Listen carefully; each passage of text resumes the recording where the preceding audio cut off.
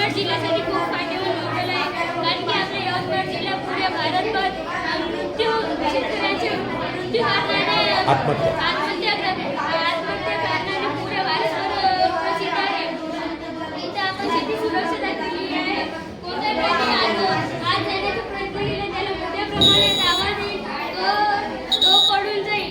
इथं आपण अनेक प्रकारची पिकं घेतलेली आहेत, जसे गहू, ज्वारी, हरभरा, वाटाणे. त्यातच फुलांची शेती पण केलेली आहे, पालेभाज्यांची सुद्धा शेती केलेली आहे, फळांची झाडं लावलेली आहेत. त्याला जोड व्यवसाय म्हणून आपण इथं पूरक व्यवसाय केलेला आहे. इथं आपण गुरांचा गोठा केलेला आहे, ज्याच्यात गाय म्हैस बैल ठेवलेले आहेत. पहिल्यापासून आपण शेतीची कामं करू शकतो. गाय म्हशीपासून आपल्याला दूध मिळतात, दूध विकून आपण पैसे होऊ शकतो.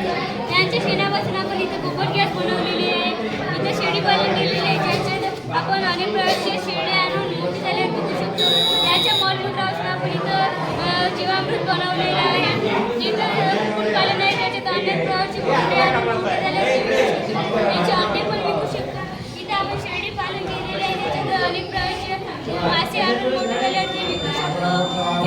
इथं आपण सोलर प्लेट लावलेली आहे, ज्याच्यात आपण वीज उत्पादन करू शकतो. बॅटरी चार्ज करू शकतो.